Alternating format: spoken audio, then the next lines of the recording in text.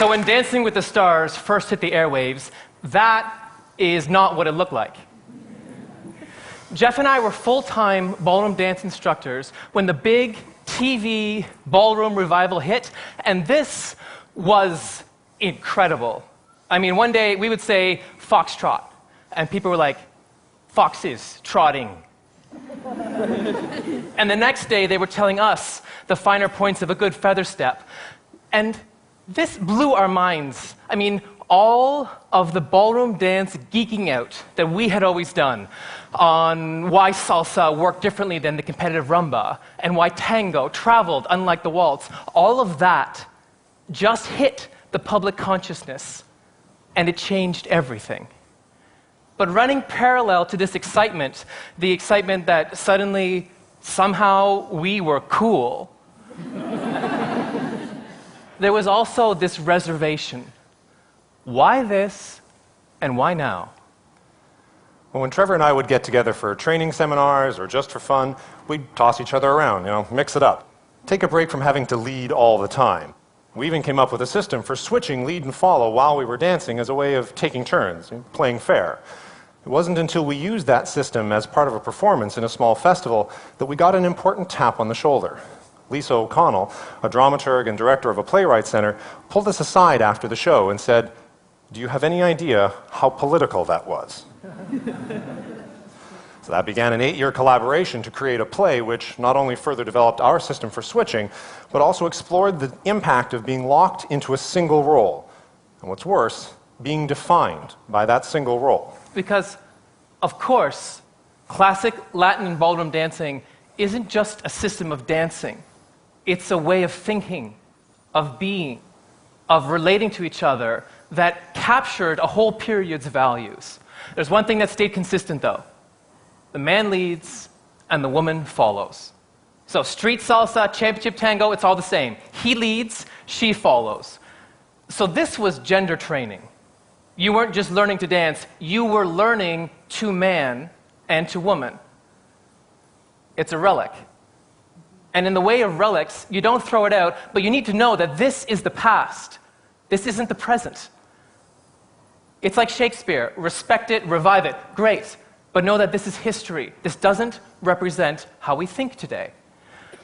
So we asked ourselves, if you strip it all down, what is at the core of partner dancing?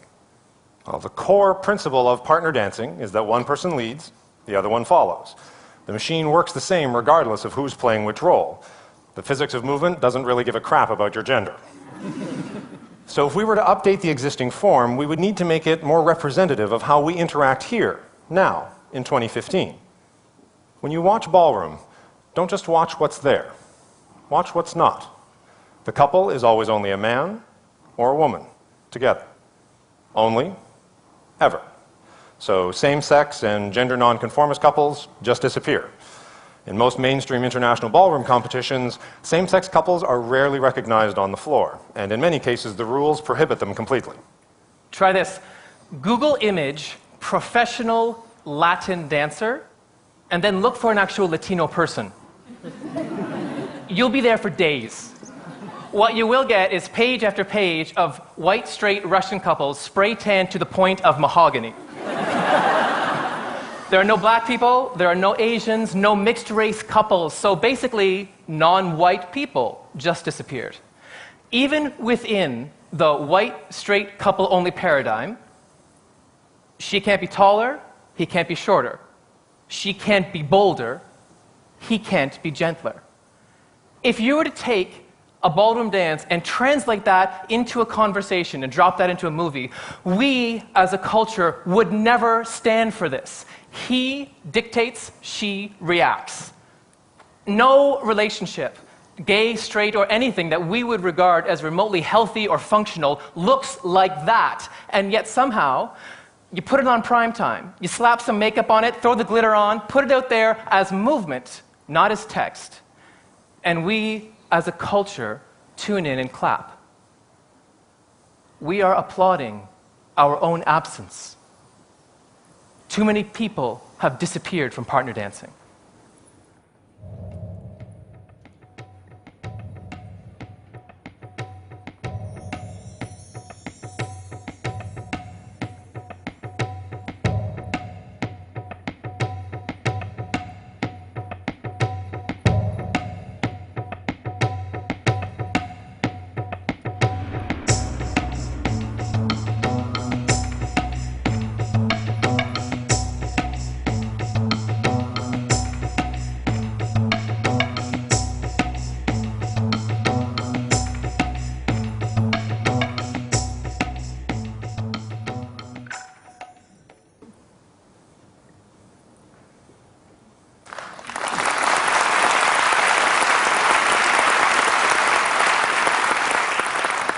Now, you just saw two men dancing together, and you thought it looked a little strange. Interesting, appealing even, but a little bit odd. Even avid followers of the same-sex ballroom circuit can attest that while same-sex partner dancing can be dynamic and strong and exciting, it just doesn't quite seem to fit. Aesthetically speaking, if Alida and I take the classic closed ballroom hold, this is considered beautiful.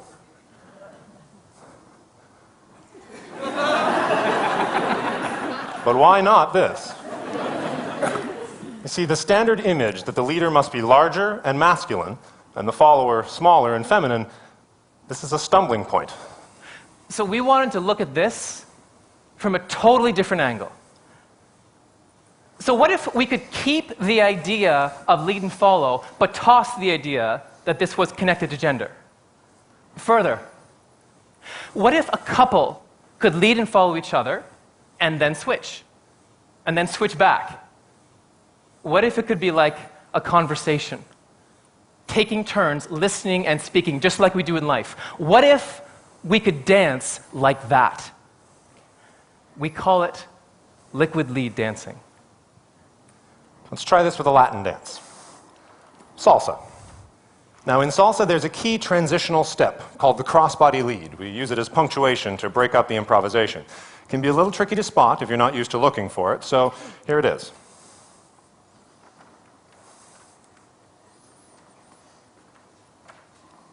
One more time for the cheap seats.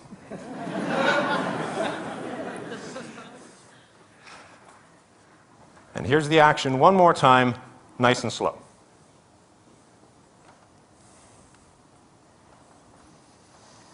Now, if we apply liquid lead thinking to this transitional step, the crossbody lead becomes a point where the lead and the follow can switch.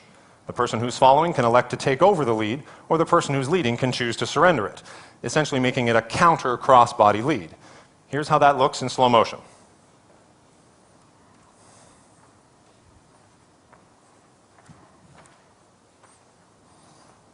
And here's how it looked when we danced it in the opening dance.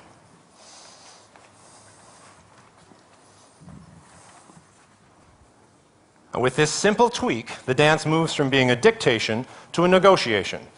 Anyone can lead, anyone can follow, and more importantly, you can change your mind. Now, this is only one example of how this applies, but once the blinkers come off, anything can happen.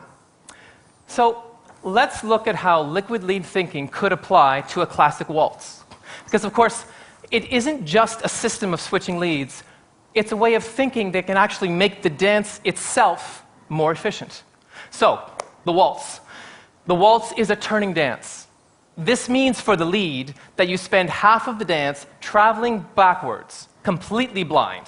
And because of the follower's position, basically, no one can see where they're going. So, you're out here on the floor, and then imagine that coming right at you.